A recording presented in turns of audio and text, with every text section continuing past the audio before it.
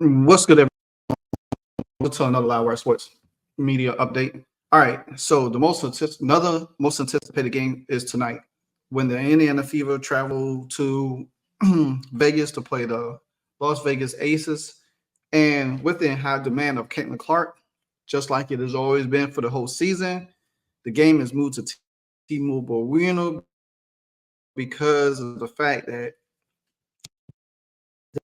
the Aces um small arena that they have it playing in holds only 10,000, so they needed to move up, upgrade it to the 18,000 arena, which pretty much will be sold out because last weekend, well, a couple of days ago, the Fever went to Phoenix and they sold that one out 17,000, in which that was the first time for them in a long, long time.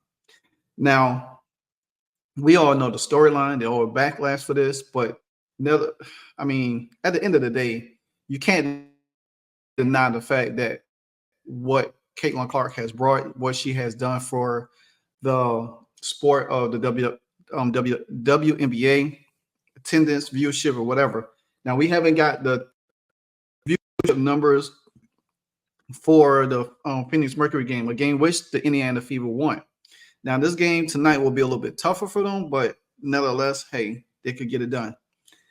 So with that being said, the the Aces decided arena for Angel Reese in the Chicago Sky to come in town.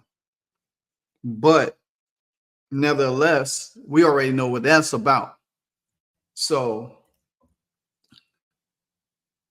you could clearly see numbers. You could clearly see who's moving the needle. You could clearly see who's doing everything. So the loss, I can't even talk right now. The Las Vegas Aces have moved their upcoming game against the Indiana Fever to T-Mobile Arena, expanded the capacity to by 33%.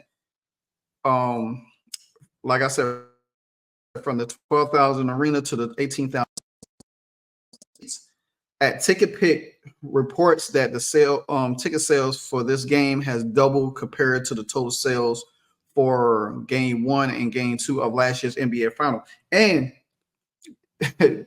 what's funny is that the average ticket for the Vegas games that they said they have sold out all their home games this year, the average ticket to see Aja Wilson is $12. When you paying over 200, 300 plus dollars to see Caitlin Clark to come to town. Like I said, make no mistake that Caitlin Clark has gravitate people from all over the world. You have people from Mexico that traveled last Sunday for the Mercury game. You know, you selling out crowds all over the place, and it just makes it a little bit better. You know what I'm saying? So I expect another great game tonight, but we can't deny the fact that Caitlin Clark is continue to move the needle, and despite what everybody is talking about, it's it's not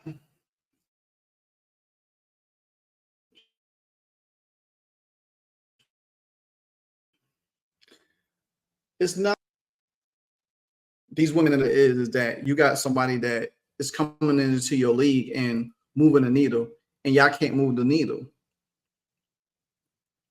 You know what I'm saying? You can't move the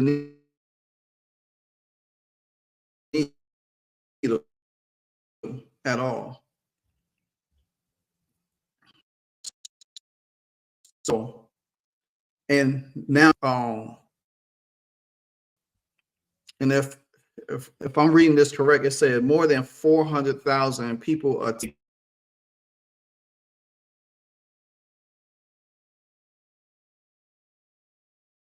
games in the month of May, and more than half of the day, making it the highest attending month in the WNBA in 2 decades. And we already know why is that between the Phoenix Mercury and the Indiana Fever. When Caitlin Clark gave her post-game interview at the end and walked off the court, nobody really left their seats. Nobody really left their seats. What they did, they stayed and cheered her. She got a standing ovation. And you know tonight, once that game over, it depends on how it goes. You know,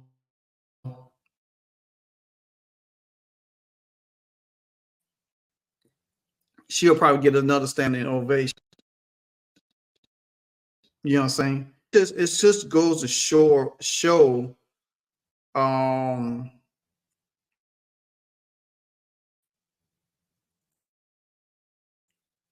the impact there and say, I want to say they could deny the fact, they could overlook the fact, but when you putting up, when you average almost 15 attendant opposing team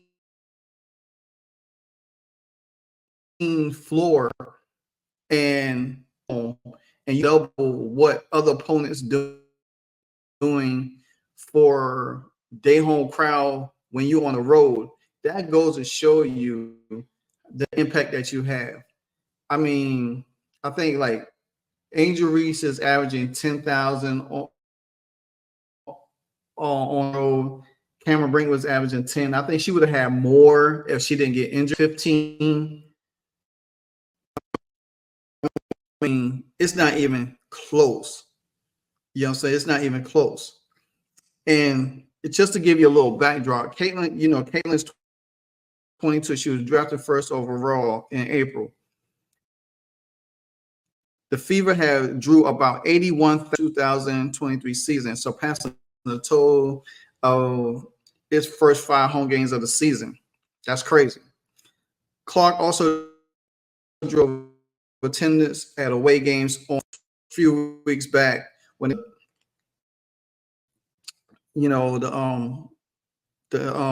Washington Mystics, when they drew a record-breaking 20,000. We already know what they did in viewership gate sales with the New York Liberty when they had their first $2 million gate. You know what I'm saying? So that just goes to show you the impact that Caitlin Clark has. You can't that. You can't dispute that. Wonder why everybody keeps saying, well, we've been selling out this, we've been selling out that. You haven't. You haven't. Because even though y'all in Las Vegas and y'all getting these people there, but guess what? When you play on TV, your viewership is to a minimum. If Caitlin Clark wasn't in the league, nobody really wouldn't been probably paying attention. All these new fans, ain't. So instead of sit there and say, well, hey, she's not doing this or she's not doing that, just say, yeah, you know what? I'm thankful. You know what I'm saying?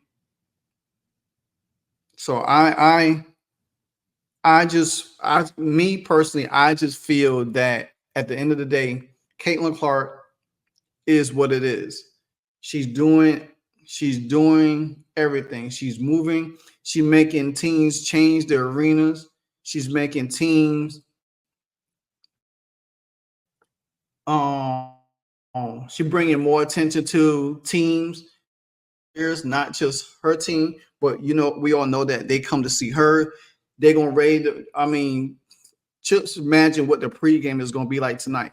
So many fans gonna be in the stadium. Even Aaliyah Boston last Sunday, when they was doing shoot around, and Caitlin hit a 3 in practice, and stuff like that. They recognized the impact.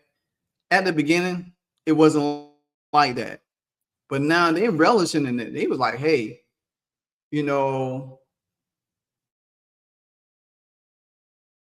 Kelsey Mitchell said, hey, I blame Caitlin. They're like, hey, if we go out and continue to perform well, play well, this is going to be bigger. This team is going to be a rock star team every year, because guess what? They're going to have a target on their back because people will want to beat them, even though they haven't won anything. But it's like you want to beat the Indiana Fever because it's Caitlin Clark and them, and you want to do it in front of a packed house. Now, I am coming back later.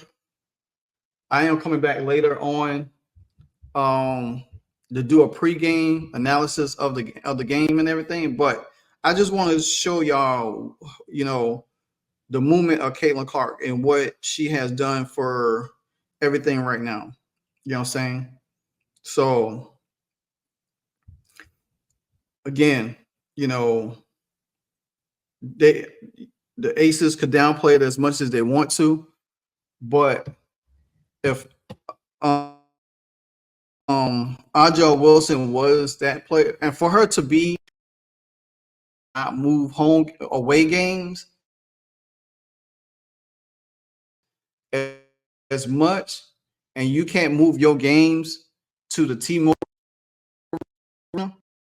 If you move all your games to the T-Mobile Arena for the rest of the season, guess what? And you filling it up, it benefits you. If you really that driving force, show we need to move our team to a big arena. Stop playing in that small arena and keep calling it a sellout. You're going to sell out because there's only 10 to 12,000 seats. You're going to sell that out. But move it to a bigger unit and see how well it is.